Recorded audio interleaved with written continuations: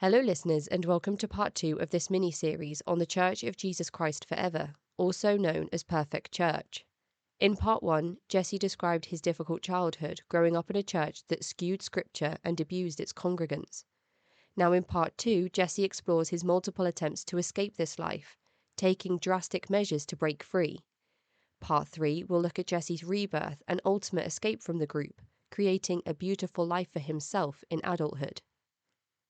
If you would like to listen to this episode or any future episodes in full, ad-free with early access, you can sign up to patreon.com/the Cult Vault to support the show from as little as £1 a month.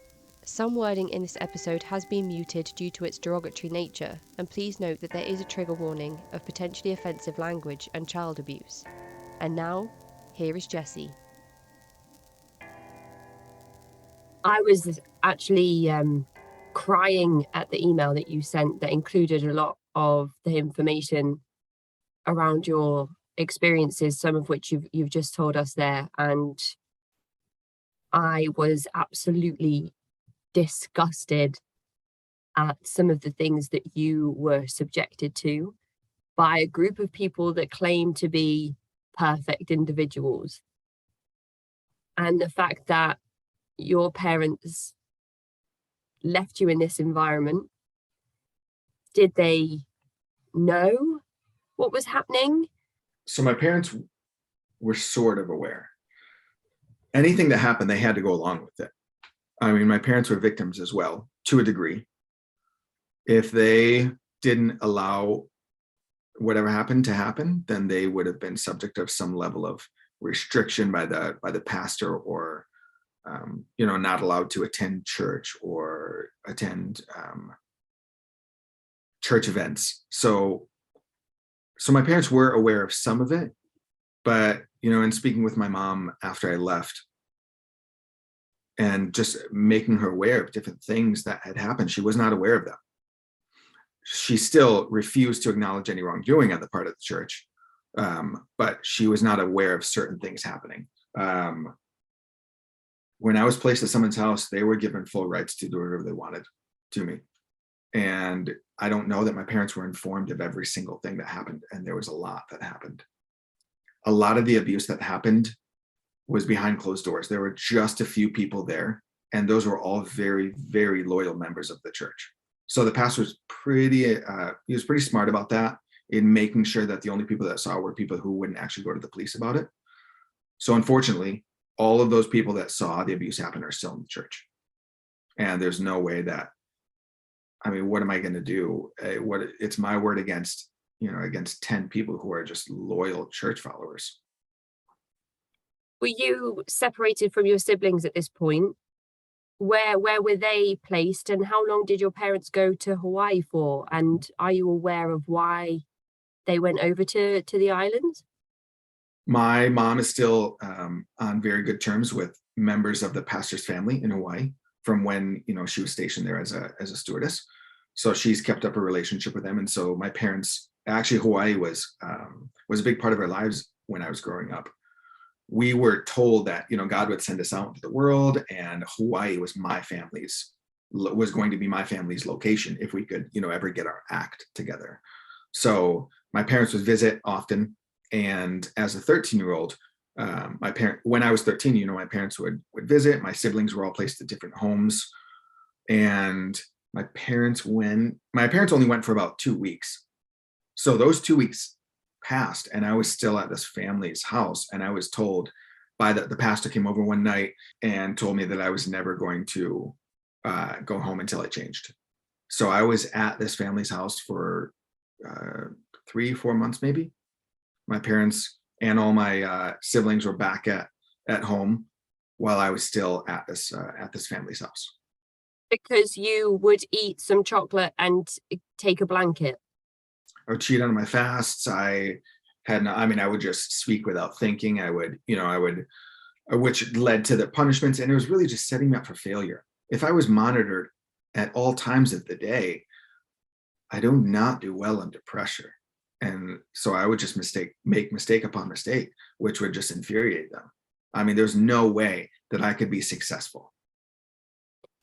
Have you and your siblings had a chance to talk about what happened with them in the homes that they were placed in at this time where you're separated? We haven't had a conversation about it, but to my knowledge, their environment was fine. They never underwent any extreme abuse, just kind of the normal abuse. So the pastor's aware of your circumstances at this point, of what the family has tried to do to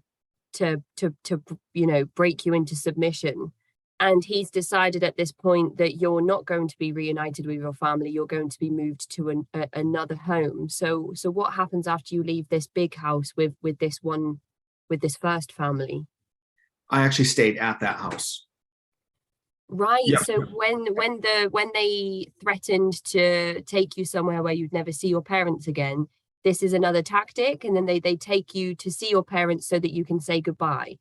Yes. So when they decided, like, Jesse's not going to be at our house anymore, like, we're done with Jesse, but however, you're going to go say goodbye to your parents. At that point, I knew that I was going home for good. At that point, I knew none of their tactics were working. So really, I won. I wasn't intentional. I wasn't trying to be rebellious as a 13-year-old boy, but if we want to look at the larger picture, they weren't successful in changing me to, how they want. And so I was placed back in my home. What was that like for you, that reintegration into your family's life? Initially, it was abusive. I was forced to sleep in the basement in a room. I remember that my hands, because every time I was in trouble at this big house, I would fidget, and my hands were bloody.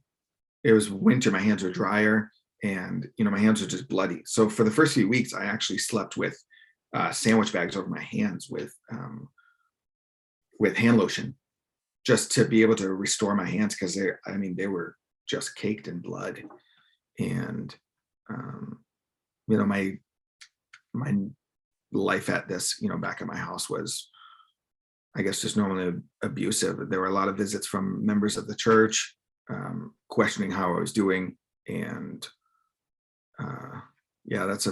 that's about what I remember. I don't remember much after that. I knew that I was in trouble for the next several years. There's probably 1 year where, I don't know, amazingly, I didn't do anything wrong. So, and I was great. But this continuous monitoring of your behavior, it's not something that ends once you leave this house and return home. It's something that's continuous throughout your time within the church. It feels like severe, like, negative nepotism. Is this like a punishment for your mum, like, through you? I don't understand. I mean, no one in the church is ever going to admit that this is because of my mom. Our family is treated differently. There's no way that we're that terrible of a family, so I will say then, absolutely, yes, it is because of my mom being married to the pastor. For me specifically, well, first of all, we were never allowed relationships. I mean, we never took sex ed classes. We were always had to sit in the halls in school when these classes took place. We knew nothing. And I was a 13-year-old boy going through puberty and told, don't touch the candy. So when I'd be, I would ask people questions, or I discovered the internet like every other teenage boy in the world. And I was caught because I wasn't very sneaky, and I wasn't a very good liar. So, this was my problem. It was, I was going through puberty, and they tried to stifle that as much as possible. And so I would get in trouble. I mean, just all through my teenage years. There was not really a moment, except for 1 year, I believe, that I could do anything right. Yeah. And the punishments just got worse. Do you know of any other children that were subjected to similar treatment? You mentioned there's a group of you that have filed police reports. So has there been a chance for you to sit down with others and realize that there was other abuse taking place? So I know that there was other abuse. I'd hear about it from other former members. No one was ever treated the same way I was treated. I was the worst in the church, and you know, I've never been first in anything, but I certainly took first place at being last place in the church, and I'm very happy with that. I am very happy. No one was ever treated quite as poorly as I was, or abusively as I was in the church, because I could never really get it together. And I know specifically of other abuse. There was one girl who, surprisingly, she's still in the church. There was one girl who was caught with a romance novel. And I remember hearing about it, and I remember knowing that her punishment was going to be very, very severe. Like, that was not allowed at all. So you mentioned that this started with this family really kind of upping the severity of punishment around the age of 13, but continued. Can you paint the picture of what that was like from sort of 13 onwards and until the point where you become independent enough to make your own decisions? My teenage years were very rocky. I could never really quite get it together in the church, and so I was constantly in trouble, along with a few of my other siblings. And at the age of probably 16, maybe early 17, I started having real doubts about the church. And I was very scared, actually. I was taught to never question anything. I was taught that the pastor was the voice of God, and if we ever come against him, we're going to be struck down. So the first time I ever told him he was wrong, I was deathly afraid. And when I was 17, I was working for this construction company within the church. And it was every day, getting up super early, 5 a.m., and then sitting for about an hour in a car ride to the construction site. And I would fall asleep naturally. But I was on this car ride, I was told, like, wake up, Jesse, wake up, and I was forced to read the Bible on the way at 5 a.m. on the way to the construction site, where I would then work for about 12 hours and just kind of be harassed by the construction leaders and all the people working with us who were all members of the church. It was just a constant question of, like, Jesse, why do you look at the internet? Why are you on the internet? Jesse, why are you cheating on your fasts? Why are you doing this? Or why are you doing that? So it's just 12 hours every single day of answering questions, of being interrogated, of feeling harassed, of being demoralized. And it was horrible. Plus, in addition to that, it's just hard labor, and I wasn't being paid for it. They refused to pay me. And finally, when there was a moment, I believe at one point I was briefly paid, and my mom was in charge of, responsible for holding that money. I was never given access to that money. So I couldn't take it anymore. I couldn't do it. And I remember deciding I need to leave the church, but I didn't have any resources, because the church would deliberately keep the contact information from anyone, who had left the church. There was no way I could get in contact with them. And didn't have a cell phone, didn't have email. I had no access to the outside world. And I was constantly monitored. There was a very, very, very rare moment when I was ever left alone. So I decided I needed to leave. And I gained access to my funds. And one morning I called a taxi, and I drove, and I got a taxi to the next town over, to Rockford, Illinois, where I booked a flight. And I didn't know where I was. I knew that the airport had just opened up, and so they were offering one flight a day to about 4 locations. I didn't know I was going that morning. I knew I needed to leave. I knew I needed to get to the airport, and I was hoping that there was a flight that day. And I found out that it was a flight to Florida. I said, all right, well, that's where I'm going. Oh my goodness. So I went to Florida as a 17-year-old, where I kind of survived through a hurricane I had a hotel room. I had enough money for one night in a hotel room. But then the hurricane struck, and this was in 2004. So I don't remember what hurricane it was. And the hotel couldn't kick me out. Well, the hurricane passed, they finally kicked me out, and I had nowhere to go. And so I would sneak into rooms that were abandoned in this hotel, kind of a cheap motel. And I kind of made it through my time in Florida by working. I was only there for a few weeks, about maybe 3 weeks, where I eventually I ran out of money, and I realized like maybe I should head home because I have no resources. So I had a job, and I was paid for one day where it was just enough to get me from Florida up to St. Louis.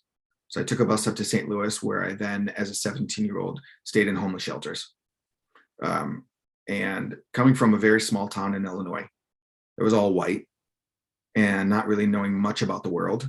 St. Louis was a really big city where there was diversity, and I knew nothing about the world. I mean, I was scared. I had no idea what I was doing. I was staying in homeless shelters. I was exposed for the first time to mental illness. And I just shocking, and I was terrified. So I ended up panhandling my way up to Chicago from there, where I stayed in some of the largest homeless shelters in the city.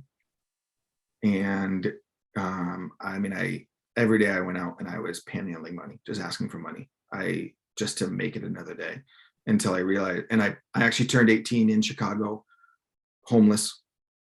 And I remember going out to the Navy Pier, and this was my birthday present to myself, is to walk to the end of the pier and just look out over the water. That's how I turned 18. And then I realized that I was going to be every day out, asking for money, until I was able to get enough money to get back to my hometown and just deal with the church. So I did. I panhandled enough to get home, to get back to Rockford, Illinois, where I called my mom on a payphone and said, "I'm coming home. Can you pick me up?" And she called me back on the payphone and told me, "No, you have to get home on your own. So make your way down here." So when I made my way back to Oregon, Illinois, we went over to my half sister's house, that is the daughter of the pastor, where they put me through an interrogation. They grabbed my backpack, emptied everything out. I was slapped in the face a couple times. And then I was told that if I wanted to come back to the church, it was on their terms. So they sent me home, shaved the center of my head like a reverse mohawk, forced me, and it was November maybe, forced me to sleep in our unheated garage in a tent. Sorry, I apologize. I slept in the backyard in a tent with no heater.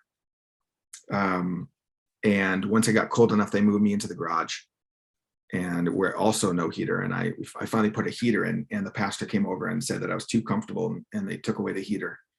I was forced to defecate in a bucket. I wasn't I wasn't allowed to use the bathroom in the house. And I couldn't step foot in the house. I was forced to take my meals on the front porch. And I don't remember how long I was there, but I was finally allowed back in the house, and that was late 2004. And then 2005 came around, and the church decided that they were going to move. They were going to sort of do a migration to the Hawaiian Islands. They believed that God had showed them that was the promised land. And I mean, coming from Illinois, I sort of get that Hawaii is the promised land. Why wouldn't it be, right? Of course, God's going to show me that beautiful tropical islands are where you want me. Yeah, So, and it's the same for a lot of groups as well. Hawaii, I don't know, it seems to be a hot spot for strange groups and gatherings. Yep. So they sent people over to Hawaii, and then they sent they sent people over, and then I was not allowed to go, and then my family was going to visit a couple months later, and my family was called in for a meeting with the pastor, and it was my mom, my dad, my younger sister, my younger brother, and myself, and I was told that I wasn't going to be able to go on the family vacation. The pastor stated that I was going to stay back in Illinois while my family went on this vacation to Hawaii. However, because I'd been so rebellious in the church, I couldn't stay home by myself. I was 18 at the time. So, and this actually was my senior year of high school, but I wasn't attending school. So while we'll get to that. So this, so the church didn't know where to put me while my family went to Hawaii. So they decided to put me in Michigan, the state of Michigan, with another church family. They were living up there because of a job. So I went to Michigan, and it was fine initially. And then the punishment started happening, and I became very vulnerable. There was a moment where the wife, Brenda, asked me if I wanted dessert, and I was not allowed desserts. She asked me if I wanted dessert, and I said yes, very excitedly. So we went over to the refrigerator, and she pulled out a sandwich bag full of dog feces and lifted my shirt and wiped it all over my chest, over my bare chest, and laughed at me and told me that my life was shit, that this was a representation of what my life was. I remember being so humiliated and just in shock that I had dog feces spread over my chest, like my bare chest. And here's this woman laughing at me. And I mean, I was just sobbing. And I remember in the shower, she told me to go take a shower. I remember standing in the shower and just trying not to touch it, like clean it off without touching my chest, and realizing that I was being put in the same position as I was when I was 13. What is wrong with these people? What is wrong with these people? They believe that they can do whatever they want. They believe that they are the called people of God. And it's like they're all cut from the same cloth. How is it possible that all these people have found one another? It's scary. Yeah. After that night, I decided that I needed to leave the church. This was gone too far. And so I was never left by myself. But one day, the husband was at work, the wife decided to go run some errands, and I was left alone. And I made my move. I went to the parents' bedrooms. I took some money from their a bunch of change, from their dresser. Took some things I thought that I could sell. So like I took a camera, I took some food that I could eat. And I called a taxi, and I actually paid the taxi with the change. We went to the bus station, and I bought a ticket to California. And I figured if I could survive in Chicago being homeless, I can do it in California. I don't know anyone in California. I knew nobody, but I'm going to get out there and start over. I got to get away from these people. Well, a few hours passed while I was waiting for the bus in the bus station, and in walks Brenda, the mom from this house. And I kind of just backed out. She says, "Come with me," and I back down. We get in the car, and we get the pastor on the phone. The pastor says, "Hey, things are going to be better, and they're going to be great." And I say, "Okay, great." So we get back to the house, and they empty my backpack, and they photograph everything that I've taken, all the money and all the things, and they make me sign a document that says, I, Jesse Morris, admit that I stole all these items. And then they tell me that next time I try to leave the church, they're going to turn these into the police. So if I ever wanted to leave the church again, I can't go to the police. Additionally, they took my license. So I had no form of identification. I didn't have a cell phone. I didn't have access to a computer. I didn't have contact information for any of my family members. Couldn't really go home to Illinois because my parents are still in the church. And so my resources were very, very limited. I didn't know, as an 18-year-old who was still very much, green and wet behind the ears, not really knowing that much. I didn't know the resource, the things I know now. But what I did know was that I was being blackmailed and that I needed to leave the church. And so I did what I did to survive. I started sneaking out in the middle of the night, and I needed money. Money was going to get me a bus ticket. Money was going to get me somewhere else. And I snuck out in the middle of the night over a span of several weeks, and I started looking in cars for money. And I never broke anything. I had a flashlight, and if the door was unlocked, I'd get in the car and I'd take money out, and I would save it outside of the house because they would search my room. So I'd save it, I'd put it under some bushes at a neighbor's house. And then one day I walked by a school, and I was like, well, the school has, has machines. And so maybe I can somehow like get into a machine or in the office. And so I found a window was unlocked, and I went in the school, and I was able to, acquire some money. And then I made just a bigger mistake. And that was to realize that people feel more secure in their, I'm not going to go through all that, through all the details, because I don't want to give anyone ideas. However, I went into people's garages where their cars were, and I found more items. And then I went into a house. And I stole money, and I did what I did to survive. My life was being threatened. I was being blackmailed. I had no resources, and I needed to leave. And so I saved. And then one night, I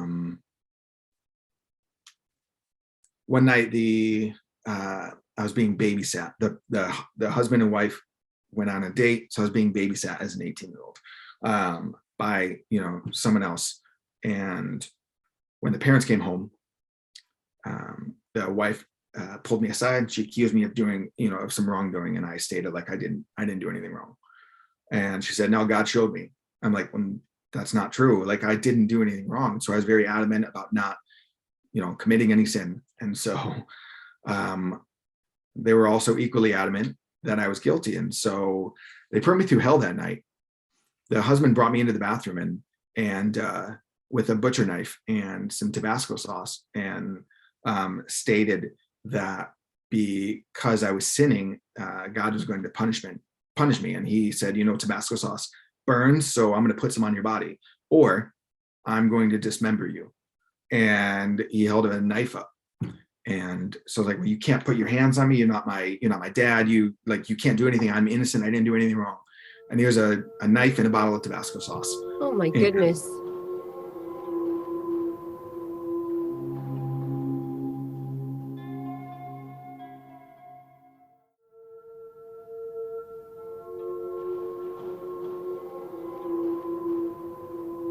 How did he go from, I'm going to irritate your skin with hot sauce, to I'm going to cut you into pieces? Oh my goodness. What is wrong with these people? I didn't know until years later that when they were accusing me of these things, this husband got on the phone with, and Bob got on the phone with Kali, the pastor, and said, this is what's going on. And Kali told Bob to take me into the bathroom and scare me. So Kali is the one that gave Bob this direction. Bob could have very well said no as an adult who is there to care for me, but he didn't. So Bob, as soon as I told Bob that you're not my dad, you can't touch me, you can't put your hands on me, Bob smashed the bottle, threw me up against the wall, asked me if I wanted to fight, and I said no. So we went out, we left the bathroom intact, and got on the phone with the pastor, and this was the first moment I ever told the pastor he was wrong. I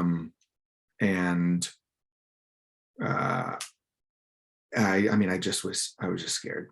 I knew that, I believed that the pastor, was the voice of God, and that for me to come against him was terrifying. And I did, but however, they had told me that God showed them that I did this wrong. And in that moment I knew, like, okay, maybe God shows you guys something, but like, you can't state that God showed you this when I didn't do it, which means that you guys are wrong. And I said that.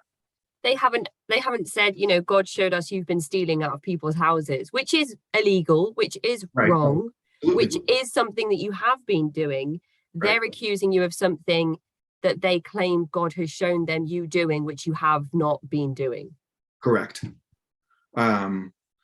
And so they said, well, we know you're going to leave the church anyway, so whatever. So, and actually that night I went, there wasn't really a punishment, which is very weird, because usually there's there's a punishment. But I went to bed that night. I slept in the bed in the room that I was sleeping in, and it was kind of normal. But this was a major turning point.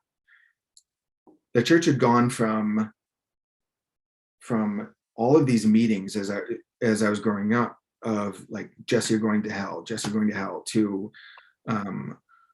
we're going to make Jesse sleep in his underwear in the cold, to removing me from my house and putting me in other people's homes, to now threatening to dismember me.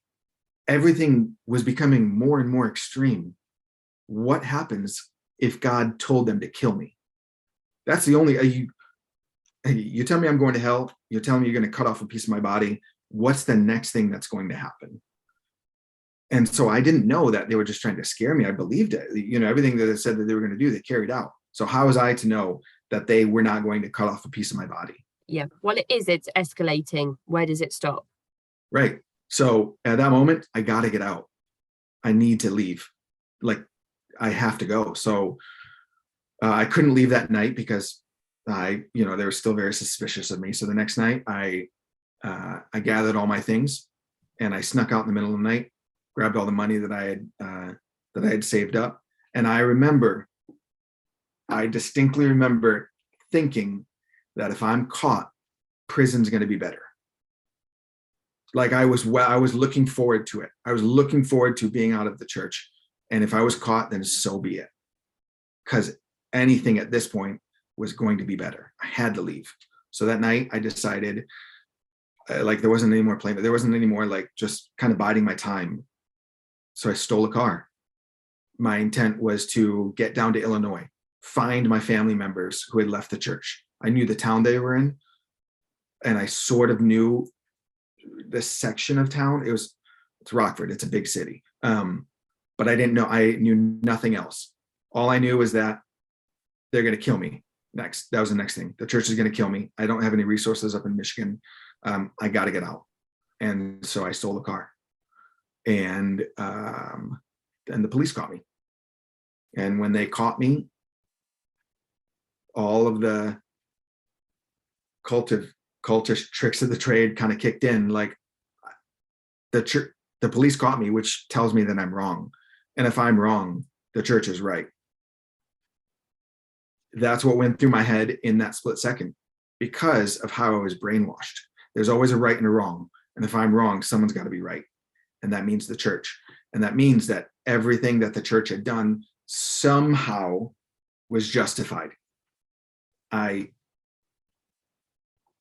what I believed in the moment. Everything that I had done was wrong, and the church was justified in everything that they did, because I had been caught by the police. And in that moment, I knew that I had to admit everything. So I admitted everything to the police right there on the spot. And they took me to the jail, where I spent 3 days. They took me to the county jail, where I spent 3 months.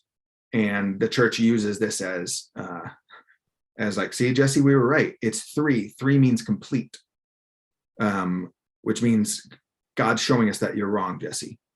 So, and then I went to prison, and I spent 3 years in prison. Oh my goodness. Yeah. And I never admitted to the police what happened. There was a moment, actually, the very first day when I was arrested, I said I was being abused by the husband, by Bob.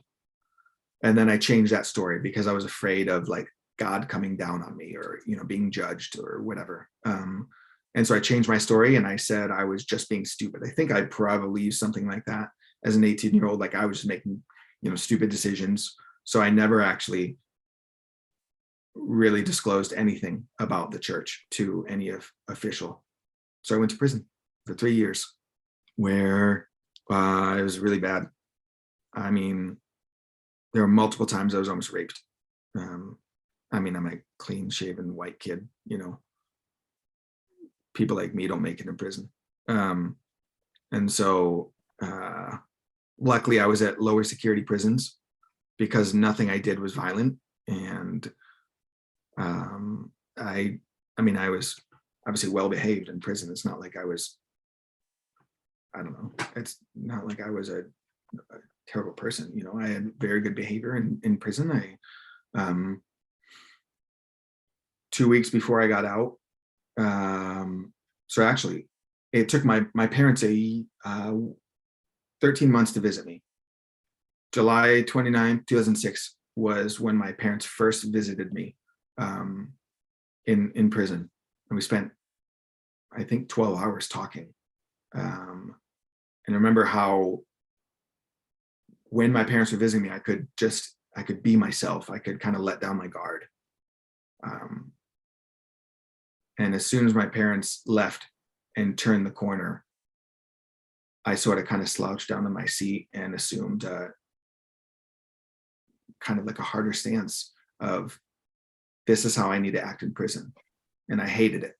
Yeah, I've worked with a group of male prisoners in Liverpool, and that's exactly what some of them have told me about their experience of being inside the prison. It's exhausting because every time they're out of their cell, they have to become a certain type of person or role play a certain type of person. And it's only when their cell doors are finally closed for the night that they can actually relax and put, as you said, let that guard down. So I've heard firsthand that is absolutely how a lot of people feel they have to be inside prison. Yeah, it was exhausting, and it was scary, and it's just so sad that my parents are gone, and here I was, alone again, and someone who I didn't want to be. And I couldn't tell anyone about it. Couldn't tell anyone why I was actually in prison.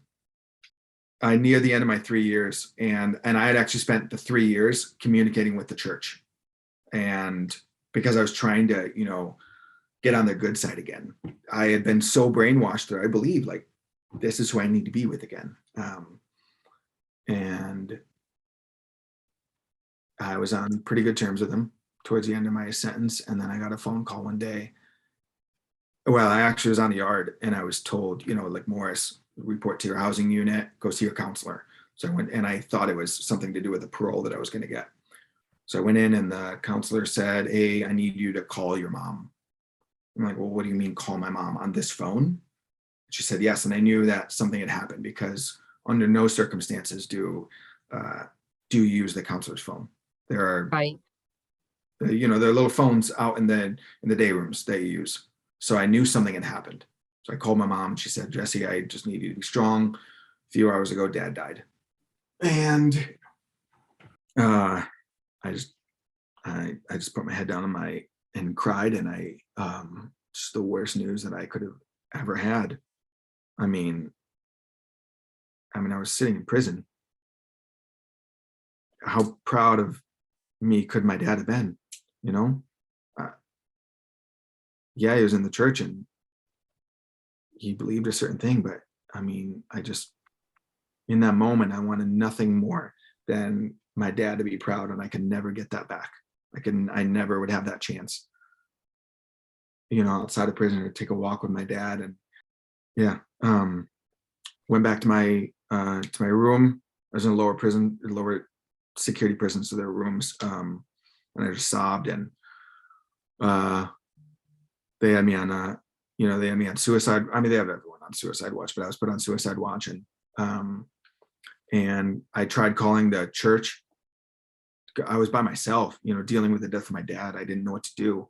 So I called the church, and they initially said, like, pray, you can make it. You only have a few days left. And I just felt very overwhelmed. So I called them again, and they yelled at me, told me not to call them again. Said that you've been told what to do. You know that you need to pray, and stop calling us. Yeah, that's how I dealt with the death of my dad.